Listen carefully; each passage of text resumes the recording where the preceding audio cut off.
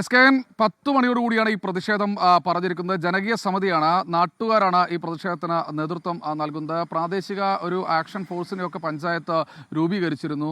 പെട്ടെന്ന് തന്നെ ഇത്തരത്തിൽ കാട്ടാന ആക്രമണം ഉണ്ടാകുമ്പോൾ ഇടപെടാൻ വേണ്ടിയായിരുന്നു ഒരു ആക്ഷൻ ഫോഴ്സിനെ രൂപീകരിച്ചു. പക്ഷേ പഞ്ചായത്തിൻ്റെ ഫണ്ടും അതിൻ്റെ അപര്യാപ്തതയൊക്കെ കാരണം കൊണ്ട് കാര്യമായ രീതിയിൽ ആ ആക്ഷൻ ഫോഴ്സ് പ്രവർത്തിക്കുന്നില്ല എന്നൊരു ആക്ഷേപം നാട്ടുകാർ ഉയർത്തുന്നുണ്ട്. എന്തായാലും ഇന്നലെ രാത്രി ഇന്ന് പുലർച്ചെ 2:30 ഈ ഒരു സംഭവം നടക്കുന്നത്.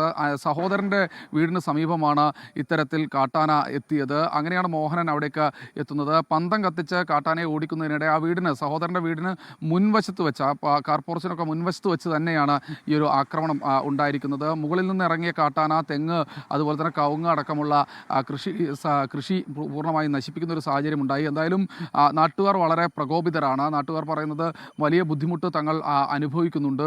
കാരണം ഈ മേഖലയിൽ സ്ഥിരം പറയുന്നുണ്ട് ഫെൻസിങ് വേണമെന്ന്. പക്ഷേ മുകളിലെ മേഖലയിൽ ഫെൻസിങ് വെച്ചു, താഴെ ഉള്ള ആനകൾ പക്ഷേ അവിടെ തന്നെ തുടരുന്ന ഒരു സാഹചര്യമാണുള്ളത്. അതുകൊണ്ട് ഈ കാട്ടാനകളെ മുഴുവൻ കാട് കയറ്റാൻ ആവശ്യമായ നടപടിയാണ് ആവശ്യമെന്നാണ് നാട്ടുകാർ പറയുന്നത്. കാട്ടാന മാത്രമല്ല, മറ്റു വന്യമൃഗങ്ങളുടെ ശല്യവും ഈ മേഖലയിൽ കൂടുതലാണെന്ന് നാട്ടുകാർ പറയുന്നുണ്ട്. എന്തായാലും കാട്ടാനക്കലയിൽ മോഹനൻ എന്ന 65 വയസ്സുകാരന് ജീവൻ നഷ്ടപ്പെട്ടിരിക്കുന്നു. വെറ്റിലപ്പാറയിൽ ഒരു 10 മണിയോടുകൂടി പ്രതിഷേധം നടക്കുമെന്നാണ് നാട്ടുകാർ അറിയിച്ചിട്ടുള്ളത്. പഞ്ചായത്ത് ഭരണസമിതി അംഗങ്ങളടക്കം ഈ പ്രതിഷേധത്തിൽ പങ്കുചേരും. വിവിധ രാഷ്ട്രീയ കക്ഷി നേതാക്കളും ഈ പ്രതിഷേധത്തിന് അനുകൂലമായി അല്ലെങ്കിൽ പ്രതിഷേധത്തിന് വേണ്ടി രംഗത്ത് എത്തുമെന്നാണ് മനസ്സിലാക്കുന്നത്. എന്തായാലും MLA അടക്കമുള്ള ആളുകൾ അല്പസമയത്തിനകം ഇങ്ങോട്ട് എത്തിച്ചേരുമെന്നാണ് പ്രതീക്ഷിക്കുന്നത്. മോഹൻ്റെ മൃതദേഹം ഇപ്പോൾ തൃശ്ശൂർ മെഡിക്കൽ കോളേജ് ആശുപത്രിയിലേക്ക് കൊണ്ടുപോയിട്ടുണ്ട്.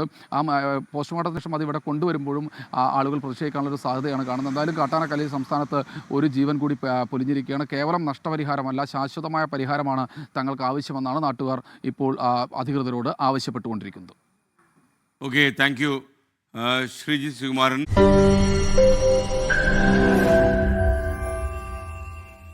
ലോകത്തെവിടെയായാലും ഏത് സമയത്തും 24 വാർത്തകളും ഓഗ്മെന്റഡ് റിയാലിറ്റി പാക്കേജുകളും എക്സ്പ്ലെയിനറുകളും വിശദമായി കാണാൻ ഞങ്ങളുടെ യൂട്യൂബ് ചാനൽ നിങ്ങൾക്ക് സബ്സ്ക്രൈബ് ചെയ്യാം.